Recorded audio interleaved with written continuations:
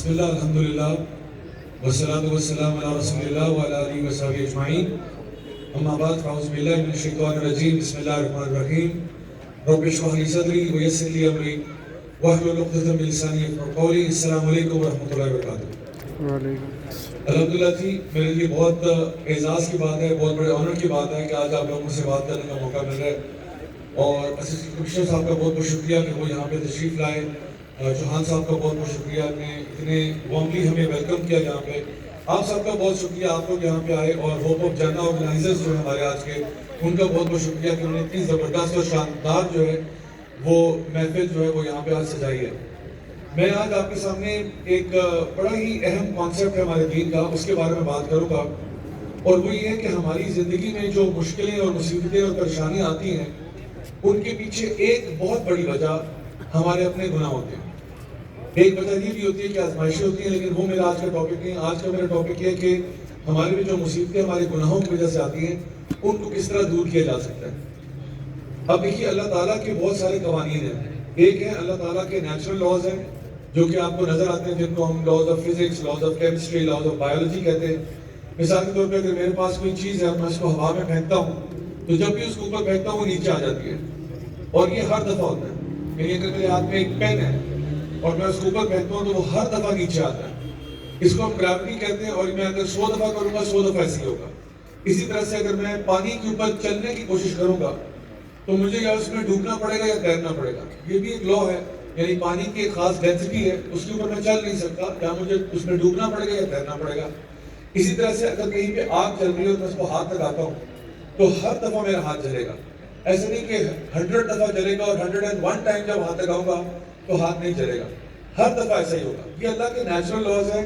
اور یہ لاز یعنی نیوٹن نے نہیں بنائے. نیوٹن نے ان کو دریافت کیا یا فلاں ڈھمکا سائنٹسٹ نے ان کو دریافت کیا کہ یہ بھی ایک قانون ہے اللہ کا، لیکن قانون اللہ نے بنایا. یہ ستارے اور چاند سورج وغیرہ جو کہیں کہیں اپنے اپنے میدان میں گردش کر رہے ہیں، یہ سسٹم اللہ کا بنایا ہوا ہے اور یہ قوانین اللہ کے ہیں. اسی طرح سے جب ہم ایک بیج لیتے ہیں، اس کو زمین میں ڈال دیتے ہیں اور وہ ایک درخت بن کے باہر نکل آتا ہے، یہ بھی قانون اللہ کا ہی ہے کہ بیج کے ساتھ یہ معاملہ ہوتا ہے. کسی لوہے کے ٹکڑے کے ساتھ یہ معاملہ نہیں ہوتا، کیونکہ اللہ تعالیٰ پیدا کرنے والا ہے، اللہ تعالیٰ خالق ہے، اس نے چیزوں کو یوں بنایا. تو یہ سارے اللہ کے قوانین ہیں. اور بالکل اسی طرح سے جو شریعت کے قوانین ہیں وہ بھی اللہ کے قوانین ہیں. تو کچھ قوانین ایسے ہیں جو ہم لوگ سائنس کی کتابوں میں پڑھتے ہیں، اور کچھ قوانین ایسے ہیں جو کہ ہم قرآن مجید میں پڑھتے ہیں، حدیث مبارکہ میں پڑھتے ہیں. اچھا، جب آپ یہ سائنس کے لاز کو توڑتے ہو نا، یعنی آپ جو ہے مثال کے طور پہ گریوٹی کو توڑنے کا فیصلہ کریں. جس میں مجھے یاد ہے بچپن میں ہم کچھ کارٹونز دیکھتے تھے تو اس میں ایک سین ہوتا تھا کہ جو کوئی جانور ہے، کتا بلی ہے، اس کا کوئی کارٹون ہے، اور اس میں وہ دکھاتے ہیں کہ وہ پہاڑ کے کنارے پہ آئے اور آگے تک نکل گئے. مطلب یہاں پہ پہاڑ ختم ہو رہا ہے اور وہ 4 قدم آگے چلا گیا. 4 قدم آگے جانے کے بعد اس کو احساس ہوتا تھا کہ بھئی میرے خیال میں میرے نیچے زمین نہیں ہے. اور پھر وہ ادھر ادھر دیکھتا تھا اور پھر وہ گرتا تھا. یعنی کہ اس جگہ میں ہوا میں 4-5 قدم لے گا، تقریباً 5 سیکنڈ کا وقفہ ہوگا، پھر اس کو جب خیال آئے گا کہ میرے نیچے تو زمین ہی نہیں ہے، پھر وہ گرتا تھا جا کے. تو اصل میں حقیقت میں ایسا نہیں ہوتا. حقیقت میں ہوتا کہ آپ نے جیسے ہی پہلا قدم لیا تو فوراً گریوٹی کا اثر آپ پہ پڑے گا اور آپ گریں گے اور منہ کی کھائیں گے.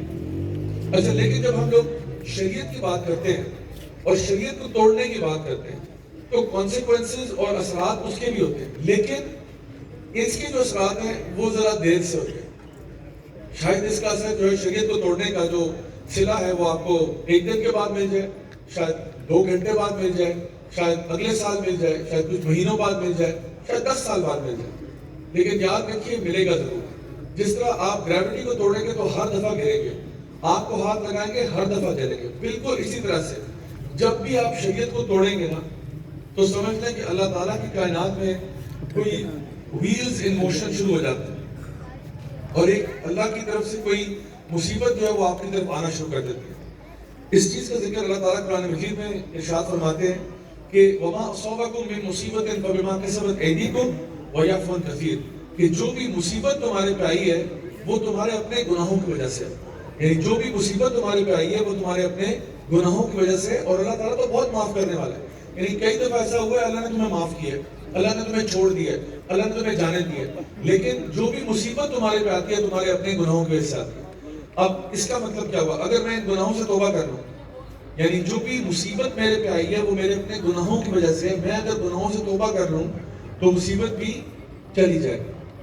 اس لیے اب دیکھتے ہیں کہ آدم علیہ السلام جو ہے ان کو اللہ تعالیٰ نے کہا کہ آپ نے اس درخت کے پاس نہیں جانا، وَلَا تَقْرَبَا هَٰذِهِ الشَّجَرَةَ فَتَكُونَ مِنَ الظَّالِمِينَ، آپ نے اس درخت کے پاس نہیں جانا، اگر آپ درخت کے پاس بھی چلے گئے تو آپ ظالم ہو جائیں گے۔ آدم علیہ السلام کو شیطان نے بہت بہکایا اور ان کو وعدے کیے، قسمیں کھائیں، اللہ کی قسمیں کھائیں، کچھ بھی نہیں ہوتا، کچھ بھی نہیں ہوتا، پاس چلے جاؤ، تم ہمیشہ کے لیے زندہ رہو گے، تم خالدین میں سے ہو جاؤ گے، تم ویسے ہو جاؤ گے۔ آدم علیہ السلام سے خطا ہو گئی، اللہ تعالیٰ سے انہوں نے دعا کی، جب خطا ان کو احساس ہوا، انہوں نے کہا ربنا ظلمنا انفسنا وَإِن لَّمْ تَغْفِرْ لَنَا وَتَرْحَمْنَا لَنَكُونَنَّ مِنَ الْخَاسِرِينَ، کہ یا اللہ میں نے اپنی ذات کے ساتھ ظلم کر دیا، اور اگر تو نے مجھ پہ رحم نہ فرمایا اور مجھے معاف نہ کیا تو میں تو خسارے والوں میں سے ہو جاؤں گا۔ تو آدم علیہ السلام نے توبہ کی، اللہ نے ان کو معاف کر دیا۔ اچھا، اسی طرح سے یونس علیہ السلام کے بارے میں اللہ تعالیٰ قرآن مجید میں ارشاد فرماتے ہیں کہ یونس علیہ السلام ایک قوم کے پاس گئے، ایک بستی کے پاس گئے اور ان کو دین کی دعوت دی، دین کی دعوت و تبلیغ کی۔ وہ لوگ ایسے ڈھیٹ قسم کے لوگ تھے، انہوں نے بات نہیں مانی۔ یونس علیہ السلام کو لگا کہ شاید ان کا مشن ختم ہو گیا اور وہ وہاں سے اپنا سامان اٹھا کے روانہ ہو گئے۔ حالانکہ انبیاء کو انتظار کرنا پڑتا ہے اللہ کے حکم کا، جب تک ان کو ہجرت کا حکم نہ آ جائے وہ ہجرت نہیں کر سکتے۔ جس طرح نبی کریم صلی اللہ علیہ وسلم نے 13 سال مکہ میں گزارے، حالانکہ بہت سارے مظالم ہوئے آپ کے اوپر، آپ کے صحابہ کے اوپر، آپ کے فیملی کے اوپر، لیکن آپ وہاں پہ سہتے رہے جب تک حکم نہیں آیا اللہ کا کہ اب آپ ہجرت کر کے مدینہ جائیں۔ تو یونس علیہ السلام، اچھا یہ میں ایڈ کرتا چلوں کہ انبیاء سے نا گناہ نہیں ہوتے، خطائیں ہو سکتی ہیں، یعنی انبیاء سے جو وہ معصوم یعنی جو نا خطا ہوتی ہے، ان سے بڑے بڑے گناہ نہیں ہوتے، ان سے خطائیں ہو سکتی ہیں۔ خطا کو ہم انگلش میں کہہ سکتے ہیں ایرر ان ججمنٹ، ایک ججمنٹل ایرر ہو سکتا ہے۔ تو یونس علیہ السلام کو لگا کہ شاید میرا مشن ختم ہو گیا، وہ وہاں سے روانہ ہو گئے۔ اللہ تعالیٰ نے اس خطا کی بنیاد پر ان کو مچھلی کے پیٹ میں ڈال دیا۔ اب سمندر کی گہرائیوں میں مچھلی کے پیٹ میں یونس علیہ السلام ہے، اور مچھلی کے پیٹ میں کیا دعا کر رہے ہیں؟ لا الہ الا انت سبحانک انی کنت من الظالمین، یا اللہ تو بے عیب ہے، ظلم تو میں نے اپنے ساتھ کر دیا۔ جب انہوں نے اپنی غلطی کا اعتراف کیا، اللہ سے معافی مانگی، اللہ نے ان کو وہ جو مصیبت آئی ہوئی تھی اس سے باہر نکالا اور اس مچھلی نے ان کو کنارے کے اوپر چھوڑ دیا۔ تو جو بھی مصیبت ہمارے اوپر آتی ہے، اس مصیبت کے آنے کی وجہ یہ ہے کہ ہمارے اپنے گناہ، ہمارے اپنے اعمال۔ جب ہم ان گناہوں سے توبہ کر لیتے ہیں تو پھر اس مصیبت کے وہاں رہنے کا کوئی جواز نہیں رہ جاتا، وہ چیز چلی جاتی ہے۔ نوح علیہ السلام کا واقعہ قرآن مجید میں ہے کہ انہوں نے 950 سال تک اپنی قوم کو دعوت دین دی، اور وہ لوگ تھے جو کہ شرک کیا کرتے تھے۔ سب سے بڑا گناہ جو اللہ کی نظر میں ہے وہ شرک ہے۔ ان الشرک لظلم عظیم، سب سے بڑا جو ظلم ہو رہا ہے وہ شرک ہو رہا ہے۔ تو نوح علیہ السلام نے اپنی قوم سے کہا فَقُلْتُ اسْتَغْفِرُوا رَبَّكُمْ إِنَّهُ كَانَ غَفَّارًا يُرْسِلِ السَّمَاءَ عَلَيْكُمْ مِدْرَارًا وَيُمْدِدْكُمْ بِأَمْوَالٍ وَبَنِينَ وَيَجْعَلْ لَكُمْ جَنَّاتٍ وَيَجْعَلْ لَكُمْ أَنْهَارًا۔ نوح علیہ السلام نے اپنی قوم سے کہا کہ تم بھی جو اتنے بڑے گناہ کرنے والے ہو، اگر تم بھی آج توبہ کر لو، نہ صرف یہ کہ اللہ تمہیں معاف کر دے گا، انسان تو انسان کو معاف نہیں کرتا، ہم تو پتہ نہیں دلوں میں باتیں بٹھا کے رکھتے ہیں، لیکن اللہ تجھے معاف کر دے گا اگر تم بھی آج توبہ کر لو۔ یہ کفر اور شرک کرنے والے، وہ جنہوں نے اپنے خدا بنا کے رکھے ہوئے تھے، اللہ